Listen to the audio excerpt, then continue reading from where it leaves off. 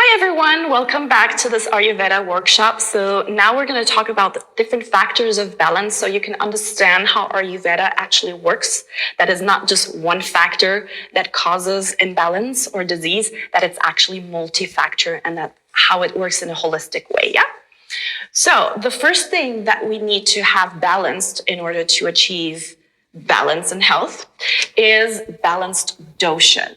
So you may have heard of the doshas before. The doshas are certain elementary forces based on the 5 elements, which I'm going to explain in a second.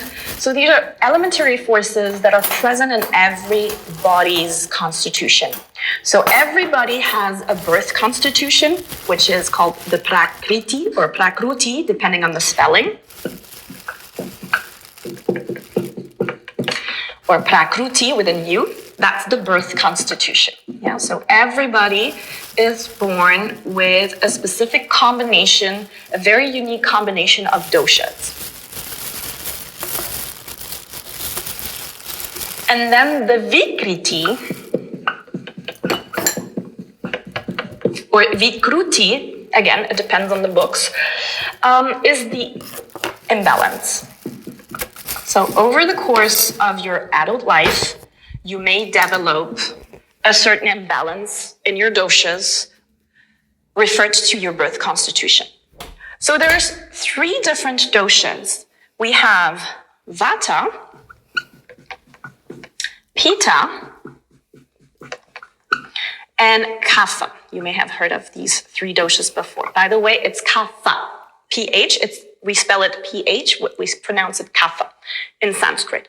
Okay, so these 3 doshas, and we're going to have a specific video on each of these doshas to go a bit deeper into them. But these 3 doshas are the main ones. And they're based, as I said, on elementary forces, so on the 5 elements. So Vata is mainly composed of air and ether. Okay, Pitta is composed of fire and water. And Kapha is composed of earth and water.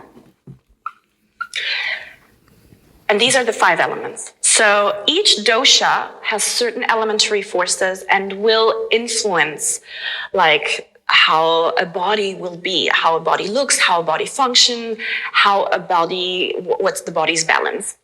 So these 3 doshas have to be balanced. So it's like in Chinese medicine, basically. Everything is based on the elements. And when Vikriti occurs, it will affect the birth constitution. So let me give an example here. I will remove this now. I will give you a concrete examples. So the Prakruti, as I was mentioning before, you can have different combinations, but every combination is very unique. So there's 7 billion different dosha combinations out there, as there are more than 7 billion people on this planet. Yeah, so we all have a very unique constitution. So they broke it down into these 3 main doshas, but actually you specifically have a very unique combination of Vata, Pitta, and Kapha, and that no one else has. Yeah, and there's people who are what we call monodoshic. They have one dosha that is more dominant than the others, but of course, you still have Pitta. Everyone has Vata, Pitta, Kapha, because we're all composed of the same elements, but you can have one dosha that is more dominant in your case. So let's take an example here. Let's say you're more dominant in Vata, or you can be bidoshic. And then in that case, you have 2 doshas that are more dominant. So let's take the example of your Vata Pitta dominant person, or you can be tridoshic. Yeah, you can have the 3 doshas kind of at the same level. Pitta, Vata, Pitta, and Kapha. Let's say you're a Vata dominant dosha, and that is your birth constitution. If imbalance occurs, it's going to, at first, affect more your dominant dosha than your less dominant dosha. Yeah, because the dominant dosha is always the most sensitive dosha. So when we're talking about the Vikriti, it means that the Vikriti is going to be the one related to your birth constitution. You see what I mean? So if we have a Vata dominant person, it's going to mainly affect Vata at first. And if this imbalance is not addressed and over the years it gets worse and worse, then only it can affect also your other doshas, your Pitta and your Kapha dosha eventually. But you're going to be the dominant dosha will be the one that is going to be the most likely to be imbalanced at first because it's your most dominant and sensitive dosha. So same thing also for the other dosha combinations. Okay? So we need to have balanced doshas. And again, we're going to address all of the different symptoms, typical symptoms for different imbalances in a separate video. So let's move on to the next factor of balance. The next factor of balance is healthy dhatus. Healthy dhatus. D-H-A-T-U-S. So dhatus, what we call the dhatus, are the bodily tissues. So the bodily tissues. There are 7 dhatus in total. We have bone tissues, we have fat tissues, we have nerve tissues, we have muscle tissues, we have reproductive tissues, we have plasma, we have blood tissues. 1, 2, 3, 4, 5, 6, 7. Perfect, yeah? There are 7 dhatus. So these bodily tissues are present in your body, of course. So we need these tissues to be healthy. Yeah. If one of those tissues gets weaker, it's going to affect it, and then it might also affect the other 7. So this is an important factor of balance, and we're going to see later on how we can act on the dhatus. And you will see how everything is interconnected. Yeah, so I'm going to remove this now. So the next factor of balance is we want optimal mala. Malas. We want optimal malas. So what are the malas? M-A-L-A-S. The malas are the metabolic waste. Yeah. So metabolic waste, there are 3 main metabolic wastes, and then there's one that is a submala. So as you can guess, the first one are feces, urines, and sweat. And one submala is a submala because it's not every day that we eliminate it. It's, for us women, it's menstruation.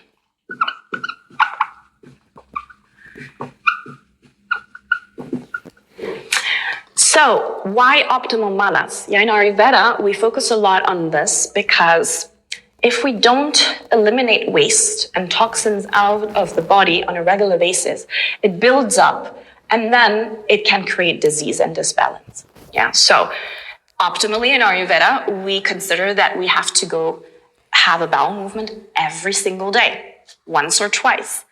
Urines have to be several times a day. Sweating has to be optimal and has to be not smelly. If you have a smelly sweating, it is an indication of metabolic waste overload or toxins in the body. And menstruation, according to Ayurveda, is supposed to be pain-free, yeah, and regular. So if there is irregular menstruation or painful menstruation, it is a sign of disbalance. It is a sign of metabolic waste overload. So that's why we focus a lot on the malas in Ayurveda, and it's one of the main factors of balance. So I'm going to remove this now. The next factor of balance, next factor of balance is optimal Agni. And you may have heard of this word before, optimal Agni, A-G-N-E. Agni means digestive fire. Digestive fire. So, why focusing on Agni? Because if your digestive fire is too low or too strong and not optimally working, you're going to either not burn the nutrient, you're not going to burn the food that you're consuming, and it's going to create metabolic waste, as we've seen before. Or if the digestive fire is too strong, it's going to overburn the food that you're consuming, including the nutrients and the prana that we take from the food. Yeah, the life force energy that you get from the food. So it's important that the digestive fire is optimal, because you can have the best lifestyle, the best diet, the best superfoods. If your digestive fire is not working optimally, it's not going to do anything for you. Yeah, so digestive Agni and the digestive fire has to be optimal. And there's actually not just one fire. We could think, oh, the digestive fire is just the one that we have in our digestive system. Actually, no. We have physical digestive fires and subtle digestive fires. Let me break them down for you. So we have the physical one. So we have one in the stomach. Yeah, one in the digestive system. Clear. Then we have 5 different Agnis related to the elements that help us to metabolize and integrate the elements in our bodies. The different 5 elements that we've talked about, yeah? Air, ether, fire, water, and earth. Then we have 7 Agnis that are related to the dhatus, yeah? To the bodily tissues. So we have 1 digestive fire for each dhatu. Yeah, so that the bones, for example, can assimilate the proper nutrients into the tissue, so they are in optimal health, and so on and so on. So all for the 7 dhatus. So we can see if digestive fire is not optimal in the dhatus, it will weaken the dhatus, and ultimately it can cause imbalance. So it's all related. So these are the physical Agnis. And then we have subtle Agnis that are connected to the koshas. So if you haven't watched the koshas yet, I invite you to watch the video dedicated to the koshas. We have different Agnis related to the koshas, except for the physical kosha, which is the physical body, because the Agni for the physical body is in the stomach that we have already here. So we have one that is called Prana Agni. Prana Agni helps us to digest prana, life force energy, to take it into our cells, to bring cellular breathing, to bring health and longevity and vitality into our system. But when there is this balance, and this happens a lot to many people, is that this is not happening, yeah? The prana agni is not efficient due to certain factors, and then prana doesn't reach your cells, and you can get deficient in certain nutrients, and you can get chronically tired. Yeah, so this is just to give you an example on how this works. Prana agni, then we have mana agni. Mana Agni, referring to Manomaya Kosha, if you remember the koshas. Yeah, so this one helps us to digest emotions and thoughts. So if you don't digest your emotions, if there are certain experiences in your life that have never been metabolized, integrated, and digested properly, it can create disbalance. So that's why also emotional balance is so important. I'm going to get to it later. Mana Agni. The third one is Vijnana Agni, referring to Vijnanamaya Kosha. So Vijnana Agni is the digestive fire that helps us to digest intuitive thoughts, intuition, intuitive knowledge. Yeah, so it helps us to assimilate it, integrate it, and serve our highest purpose. That's Vijnana Agni. And then the final one is Ananda Agni, which helps us to integrate, referring to Anandamaya Kosha, of course, which helps us to integrate experiences of bliss, experiences of enlightenment. It helps us to digest it, to integrate it, because we need to integrate them. So these are the subtle Agnis, and these are the physical Agnis. So you can see there's not just physical Agnis, and everything has to work optimally. Otherwise, it's going to create this balance. Let's move on to the next one. I will remove this now. Okay, next one is a trio of 3 different things that we call Tejas. Oh, excuse me, no. First one. Ojas, Tejas, and Prana. So everyone knows what prana is, I guess. Prana, you guys know, is life force energy or vital energy or vital force energy. Yeah, so that's the life force energy. Prana is that life force energy, that divine intelligence that flows into the cells and brings to the cells cellular breathing. Without prana, your cells don't breathe. They don't live. Without prana, we're lifeless. Yeah, we wouldn't live without prana. So prana is necessary. And of course, we need to get in as much prana as our cells need to breathe. Ojas is cellular immunity. It's basically your immune system. It's what's bringing vitality, longevity to your body, to your cells. So, and prana, by bringing cellular breathing, also promotes cellular immunity. And there's many things that can lower ojas. Fear can lower ojas. Unhealthy lifestyle can lower ojas. Not respecting your biorhythm and sleeping during the day while being active during the night can lower ojas. Over-exercise, stressful situations, emotional stress can lower ojas. Yeah, but the more ojas is high, the more you're going to live long and healthy and balanced. And finally, we have tejas, which is the metabolism. Metabolism, yeah, or the metabolic activity of cells. It's the movement, yeah. If prana comes in, we need to bring prana to the cells. Without the movement, without metabolism, without tejas, the prana cannot reach the cell and the cell cannot breathe and it cannot promote ojas. So we need metabolism. And here again, we can have a deficient metabolism. We can either have a metabolism that is too low, which in certain cases can cause hypothyroidism, for example, because the thyroid gland is the one that is regulating the metabolism.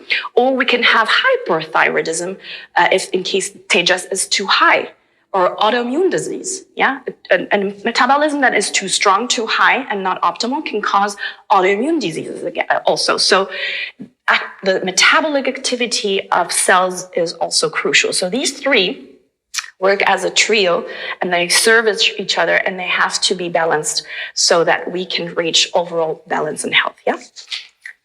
So that was number 5. And now, next one. Next one is the most important one, but I saved it for the last. The most important one is emotional balance. It seems very random, emotional balance. It seems actually like, yes, of course, emotional balance, but in Ayurveda, emotional balance is the number one cause of balance. If there is mental or emotional chronic stress or emotional trauma that is not addressed from childhood or whatever, it will cause disbalance. Yeah, we say that 80% of disease and disbalance in Ayurveda comes from this, comes from the stress, comes from the emotional trauma, comes from stuff that has not been digested, that has not been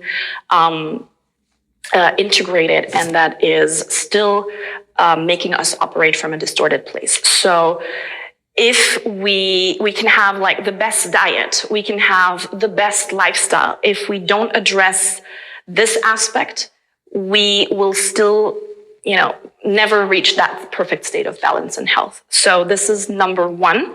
It's not the easiest one to address.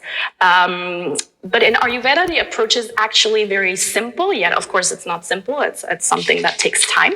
But the Ayurvedic approach for emotional balance is actually observation and release.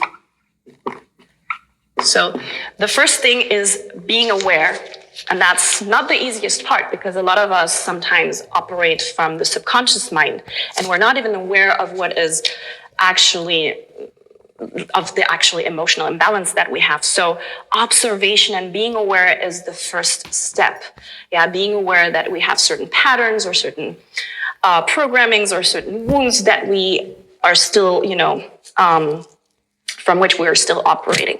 And then the second step, according to Ayurveda, is to release it, because if we keep it in, of course, it will affect everything. So releasing is probably the hardest part. Because releasing is not just, okay, I release and I decided to release. So this is something then that you can learn on your yogic path. There's many ways. This is a very personal journey, so I'm not going to go into it, but it's all about letting the emotions go in the way you choose it to do. But it has to be exposed from your nervous system, because otherwise you're still going to operate from that cellular memory that is going to affect you and hold you back, and going to affect also the doshas, the dhatus, and everything, especially Agni. Agni, we say, is the second brain. You have heard probably that before. The gut is the second brain. When this is not okay, if the heart center, the emotional center, and the mind, the central nervous system are not okay, it's going to affect the second brain, and then the digestive system is going to be out of whack. So that's why you can see people who have a lot of digestive issues chronically, or IBS, or they don't have a good digestion. That comes usually, according to Ayurveda, to something deeper, to stress or emotional stress that they're going through, and it's just the body, translating it this way, because the gut is really the second brain, and there is a deep connection between the nervous system and the digestive system. So it's all about observing, becoming aware, and releasing. And here we are. We have, as you can see, it's a whole, and it works together, and nothing is really separate, and that's why. That's the beauty of Ayurveda, is that we address each and one of them as a very individual, because you have a very unique dosha constitution. So we never apply the same treatment to all of the people. And something that might work for you might not work for somebody else, because you are very unique. We're very unique. So this is the beauty of Ayurveda. We really address every case individually, and it's about addressing all these aspects to come back into the natural state of health and balance that we talked about earlier. Thank you so much, and I see you for the next one.